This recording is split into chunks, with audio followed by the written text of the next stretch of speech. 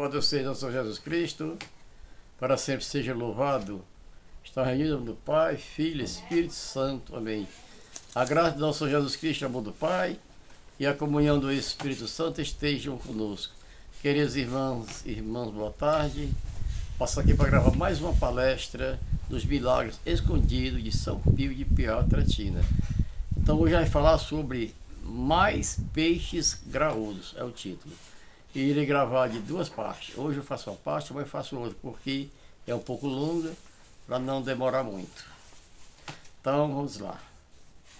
Tal como aconteceu com Frederico Abrecht, o escritor maçom Alberto Delfante acabou por ajoelhar-se arrependido de seus inumeráveis pecados no confessionário do Padre Pio, como tantíssimos outros peixes graúdos.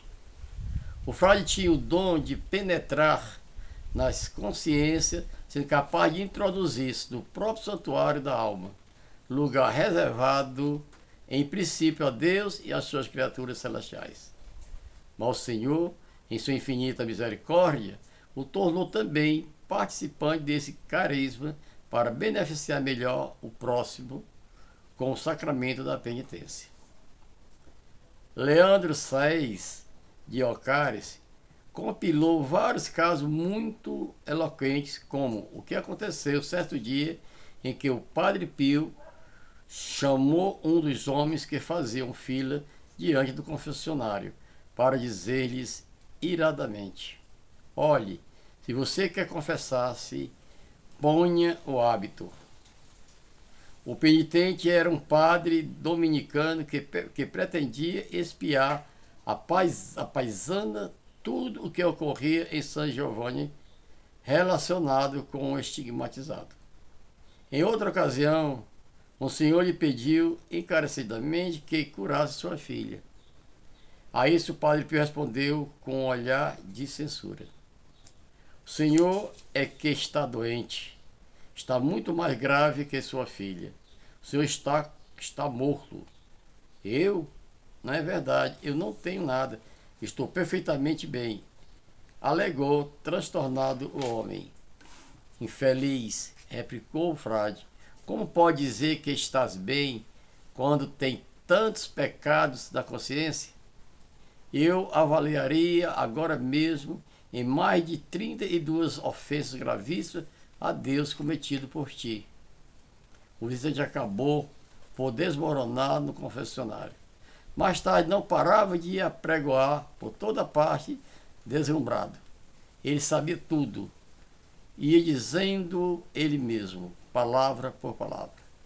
A Emanuele Brunato, por exemplo, bastou um único olhar do santo enquanto contemplava como uma turista a pequena igreja dos Capuchinhos de São Giovanni, para sentir um dardo de fogo cravado na alma.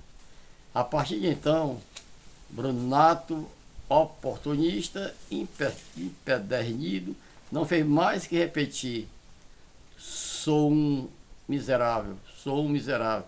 Confessou até a última ofensa de sua vida e permaneceu quase todo o tempo em San Giovanni Rotondo, junto ao Padre Pio, como um ermitão. O sacramento da penitência sustentava assim o edifício espiritual das almas. Grande número de pessoas esperava até 15 dias seguidos a sua vez de confessar-se com o Padre Pio, dormindo sobre os campos, desnudos ao redor do convento, entre os meses de junho e agosto, obrigadas assim a adiar suas tarefas de colheitas de cereais. Piero Zurino escrevia a esse propósito no jornal Época. Em 50 anos, o Padre Pio confessou quase 600 mil pessoas, sendo mais de 3 milhões de peregrinos que foram a San Giovanni Rotondo. As pessoas que dizem ter reencontrado a fé graças às suas palavras, somos vários milhares. E convertidos ao catolicismo e outras religiões, várias centenas. O Diário do Padre Guardião fala também por si só. O padre ocupou a manhã nas confissões, até a tarde houve congestionamento de penitentes. Ele ficou no confessionário até às 11 da noite, Outros 3 padres permaneceram das 3h30 às 6h30 da tarde. Na quinta-feira santa, houve ao redor de 800 pessoas naquela igrejinha. As comunhões foram 700, todas ministradas pelo Padre Pio. O doutor Romanelli acreditava que o Padre Pio chegou a confessar até 18 horas seguidas. Mas inclusive ele ficou limitado a julgar por esta carta do próprio Capuchinho, datada de 19 de novembro de 1919. Meu trabalho é contínuo, repleto de responsabilidades.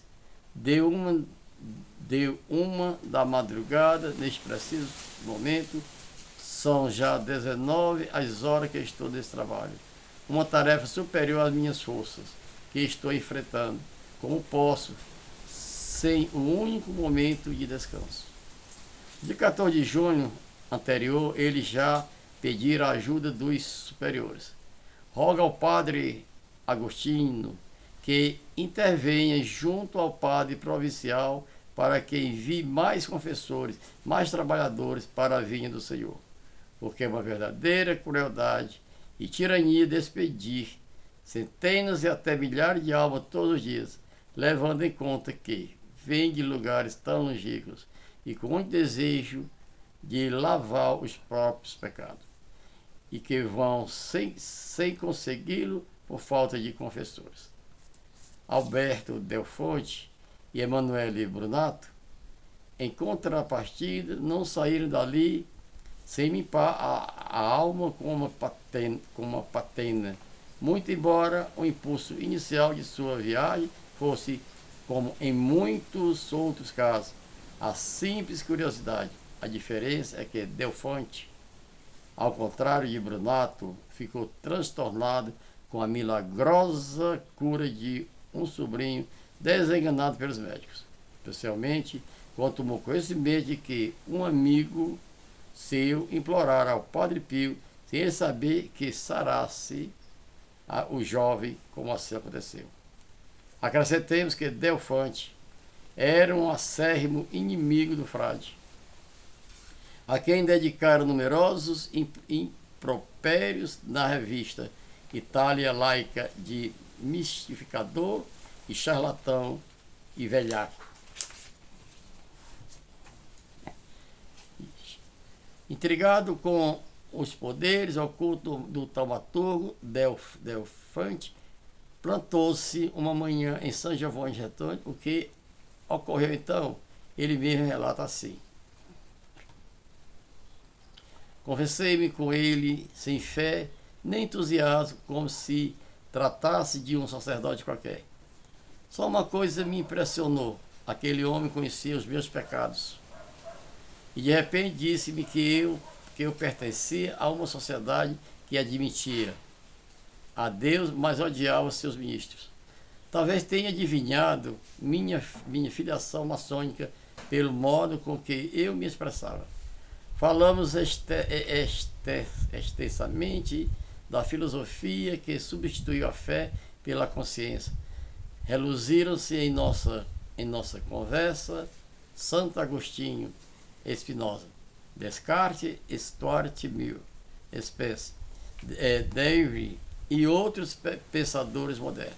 Por fim, eu lhe disse: Padre, meu maior interesse sempre foi orientar minhas ações para o bem.